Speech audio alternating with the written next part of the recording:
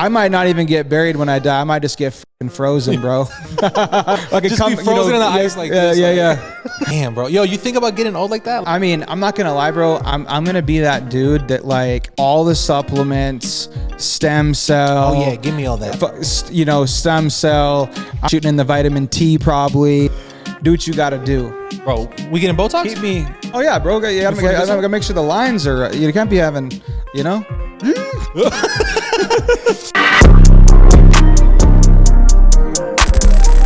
What's up, everybody? Yes, welcome back to another episode of Before the Cut. We back on Monday on a little film day. Oh yeah, let's go. Let's just get right into it, man. There's a bunch of stuff that happened this week. Let's hear First and foremost, let's hear it. Lil Baby. He dropped an album, right? I think word on the street is Lil Baby's the GOAT. You know, that was the topic of conversation. I'm gonna be honest. After this album, I think we gotta make some arrangements on the top three. He hasn't dropped in like 2 years. First listen, bro. First few songs. What do you think? So here's my thing with Baby. First and foremost, I think he's definitely up there as far as like top rappers. Yeah. So don't get me wrong there. My one issue though with Baby is I feel a lot of his stuff sounds exactly the same. Very similar cadences. Like he's got a very like. Don't get me wrong. I love his cadence. Yeah. I think it's got a unique little hit to it. I feel there's a lot of people that are trying to copy his shit. But when it comes to an actual album, that was the only thing with me. Like there was the what was that California song? California Breeze. So there's songs like that stuck out to me that had like a little different vibe to it. Yeah. The other call out that I'll say is that Friday guy. He was the same guy who produced or made, I think, the beat for God Did on a Khaled's album. So I didn't know that. This Friday guy is like hella up and coming. So like I love that like he had him on there. He had a Jeremiah. I haven't heard of Jeremiah for a minute, bro. A minute. And he's from Chicago. And he had him on a track. So yeah, I think there was a couple bangers on there, bro. But like to me, I give it a B, bro. Because here's the thing. There is like Gunna, people can say the same thing, right? He has a cadence, he has a style. Definitely has a cadence. But it's one of those things where it doesn't get old because it's like it's just fire. Yeah. Baby, I think he's slurring a lot more in this one. Like it's a little bit, man, I give it a cool C-, bro. C-. Just because there's nothing that really nothing that stands out. Speaking of music, I saw that Jamaica recently, bro, banned any music or movies that glorify guns and drugs. Bro, that's insane. Bro, that is crazy, but is it bad though? So here's my thought on that. Okay, a lot of these rappers and just musicians in general, right? Like, how do people make music? Why do people make music? They're expressing emotions. I think artists start to more focus on entertainment in their music like later in their careers. Yeah, but early in their careers, music is their therapy. And a lot of times when you have artists, like I don't blame any artist for talking about, guns and violence and drugs and any of that stuff that Jamaica is basically, obviously frowning upon. Yeah. Because a lot of it is like it's experiences in the US that a lot of these guys, grew up with. And that honestly, the streets made them who they are today. Yeah. So it's what they're seeing every day. Exactly. So I think when you take Jamaica here, when you take out that from music, I get it because they're obviously trying to, protect the country, the image, maybe the youth. I don't really know what their whole point of it is. But I feel they're taking away from the creativity of the artists.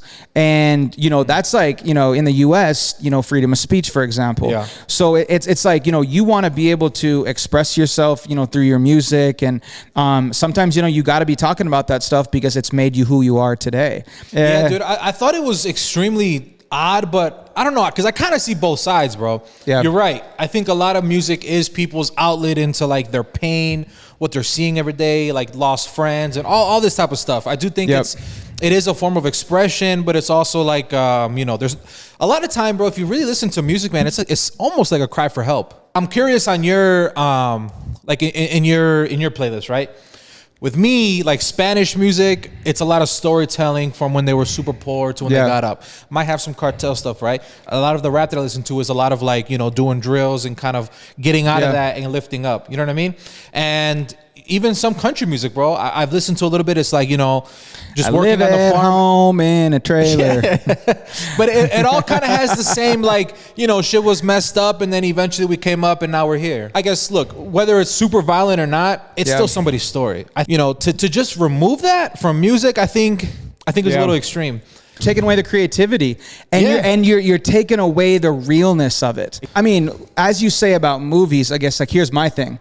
If you take violence and, you know, etc. out of movies, like, unfortunately, like all you're like all you're doing, you're almost turning your head to, you know, real life.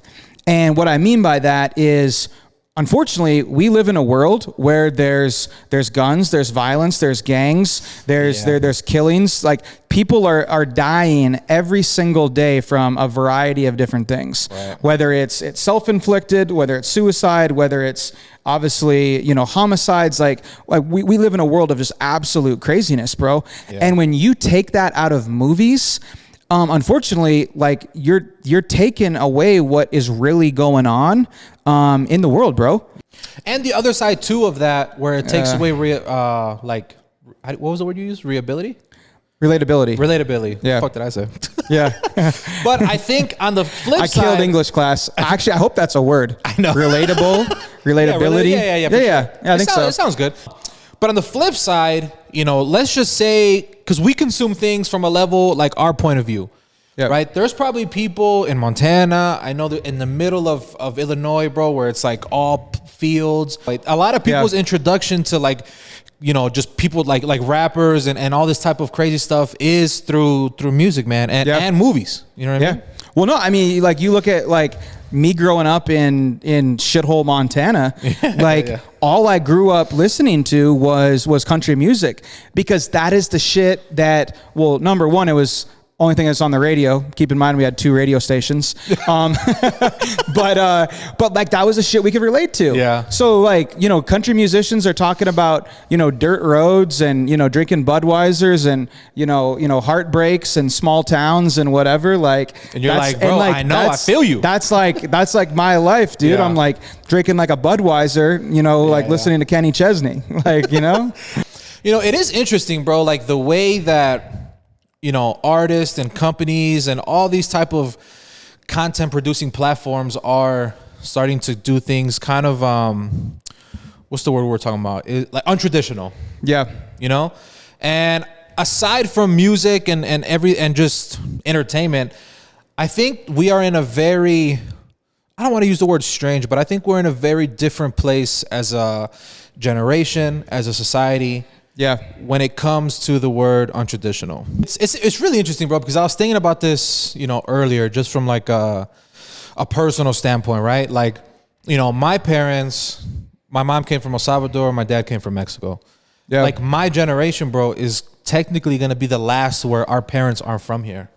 I think what you're trying to say is you know, because you know, your family and your culture and like where you came from is slowly getting farther and farther away from its original roots. Let's not even look at culture. Let's not look at like differences like that. Let's just look at like times in general. I'm so, you know, amazed with how many things are being like, how many things that were at one time considered untraditional that are almost like quote unquote normal now.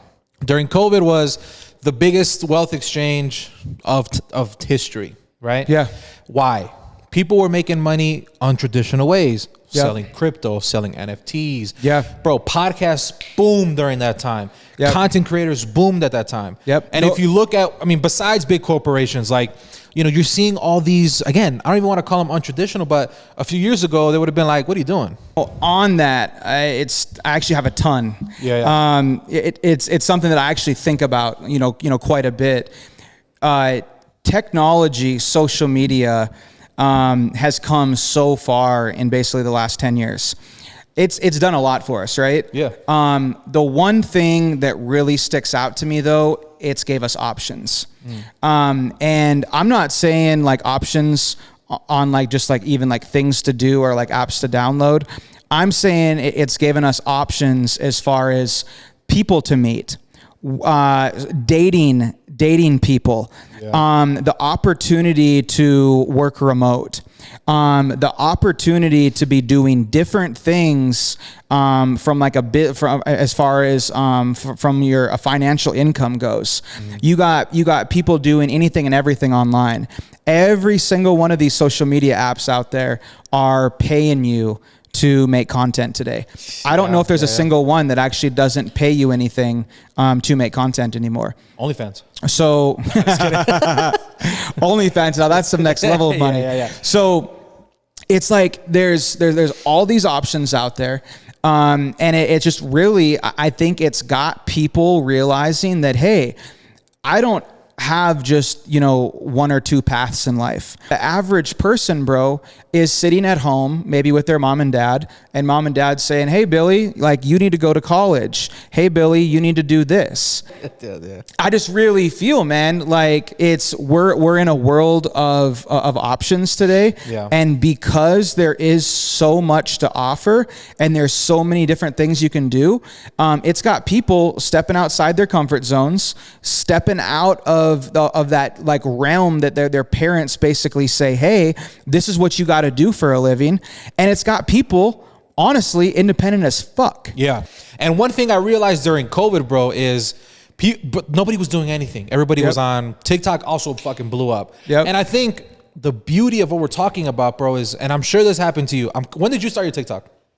Bro, I made, I think my original TikTok like right before like COVID. That's what I'm saying. But beyond that, I think it made people want to be like, fuck it, let me try this dance. Because if you remember, it was dances, challenges. Yeah. And, bro, the first TikTok I ever made was, because all I saw was how to make salsas. Like, have you been to Tacos El Gordo?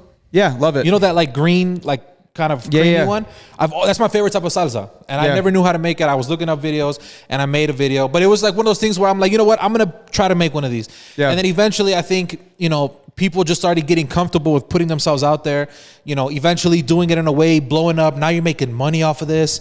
And now your whole, bro, once you get your first, like, I don't know. I know when we were talking, the first little check I got, bro, it changed my whole line of thinking. When you see on your deposit Instagram, or it says Meta, right? And then your deposit is just like, oh, bro. But imagine, these people that just go crazy right away. Yeah. And now they're like, oh my God, dude, I'm making way more doing this. And it's so much more fun. I'm expressing myself. Yeah. This is a more fun way of living and making a living. Yeah.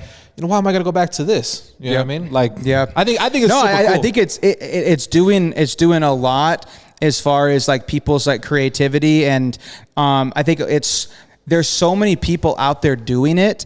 I think it actually gives, like the courage and the push for people who are maybe on the fence, or maybe those introverts that are a little bit like, oh, this is really not me. I think it's gotten hella people, bro, like out of their shell. Like when you look at, like generations of people, this, like the current generation we're in and coming generations, like it's going to be different, man. And like, I even actually think about this sometimes where, I'm 35. I think about like, okay, 30 years from now, like I'm in like my 60s. So it's like, you really just got to keep up, bro. Yeah. So. Damn, bro. Yo, you think about getting old like that? I mean, I'm not going to lie, bro. I'm going to be that dude that like, I'm probably going to be just taking like all the supplements, stem cell. Oh yeah, give me all that. Stem cell. I'm gonna be shooting in the vitamin T probably. For sure. I'm gonna be doing probably everything under the sun, bro. I refuse to get old, bro. Fuck no, that ain't for me, bro. I might not even get buried when I die. I might just get fucking frozen, bro. Reincarnated, bro. If you could, like just be frozen in the ice like this. Bro, if that was a thing, would you do that? It is a thing. No, it is a thing. There's Arizona just announced like some shit. There's already been 200 people in the state of Arizona that's like signed up for it.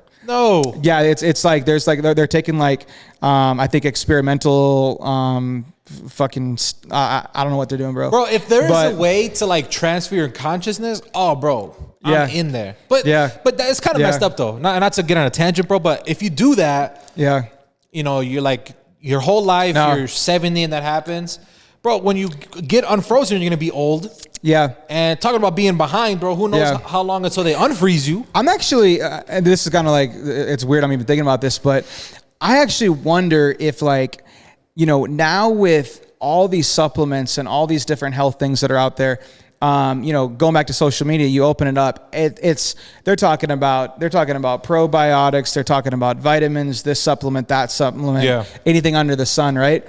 I'm curious on, we have more things at our disposal today to basically create a long ass life, right? Like there's everything out there to basically like, oh, you want this to be healthy. You want this to be healthy. You want this to be healthy. Take this, take this, take this, you know?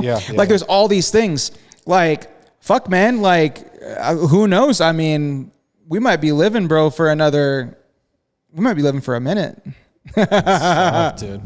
But we gotta forever young. I'm not dying. If I do die, I'm gonna be frozen. I want to be in my prime when I'm 200 years old. Yeah, you know what I mean, bro. You see hella people. Once again, social media. You see on social media, dudes in their 50s, 60s looking better, bro, than they looked in their 20s and 30s. I know.